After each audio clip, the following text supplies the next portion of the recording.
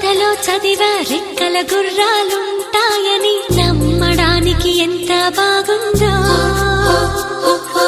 బాలమిత్ర కథలో చదివా పగడపు దీవులు ఉంటాయని